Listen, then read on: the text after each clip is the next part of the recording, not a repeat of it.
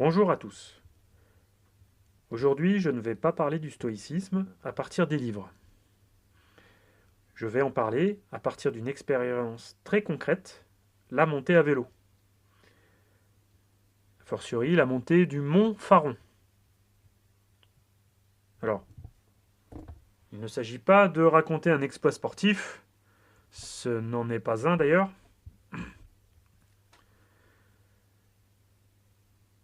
mais de le raconter parce qu'il s'est passé quelque chose de très intéressant. Précisément ce que les stoïciens appellent se concentrer sur ce qui dépend de nous.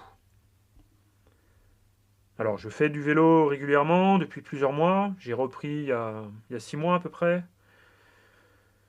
Et le jour de la montée du Faron, les conditions étaient franchement mauvaises.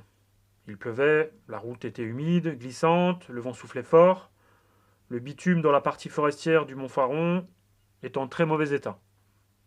Et en plus de ça, j'avais accumulé une fatigue musculaire résiduelle suite aux plusieurs mois passés à m'entraîner.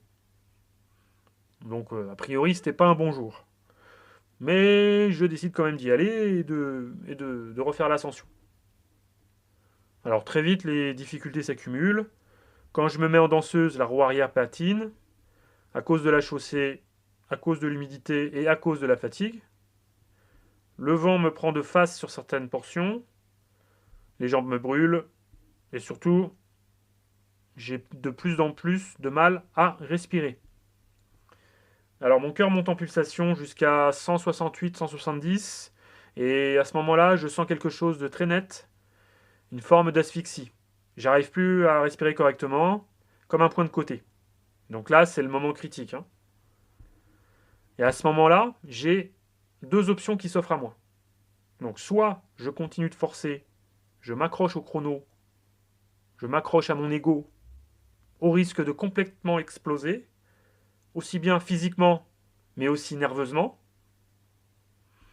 Et deuxième option, j'opère un renversement, je fais exactement l'inverse, j'accepte la situation telle qu'elle est, et je me recentre sur ce qui dépend réellement de moi.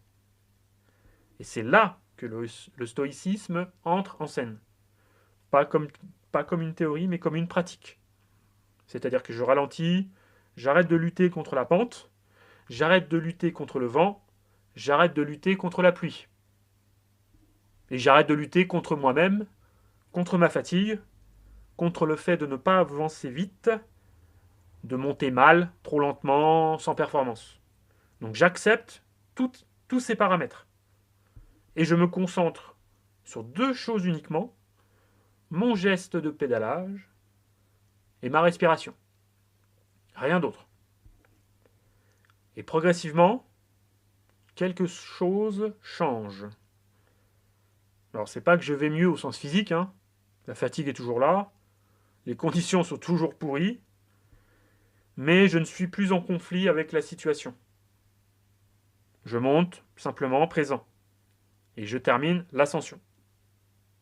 Je ne suis pas vidé à la fin de l'ascension, je ne suis pas énervé, je ne suis pas nerveux, et je n'ai pas besoin de très longues minutes pour récupérer. Au bout de 30 secondes, l'affaire était pliée. Donc ce qui s'est passé là est à mes yeux une illustration très précise de la philosophie stoïcienne. Cette dernière ne consiste pas à être fort contre le monde, elle ne consiste pas à nier la difficulté, elle ne consiste pas à se dire que tout va bien. Elle consiste simplement à cesser d'ajouter du conflit là où il n'y en a pas besoin. Les stoïciens disent le malheur ne vient pas des choses, mais de ce que nous ajoutons aux choses par nos jugements.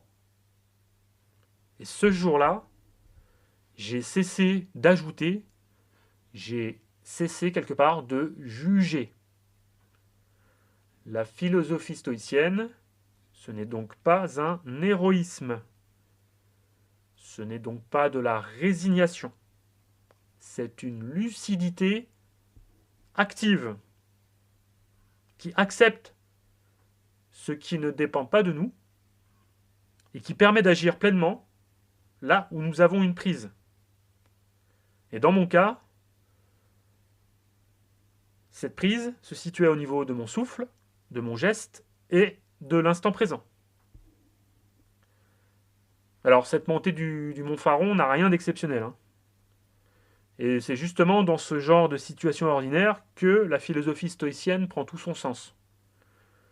Pas dans les slogans, pas dans les citations d'Instagram, mais dans le corps, dans la respiration et dans le réel. Voilà. Et si cette approche vous parle, tant mieux.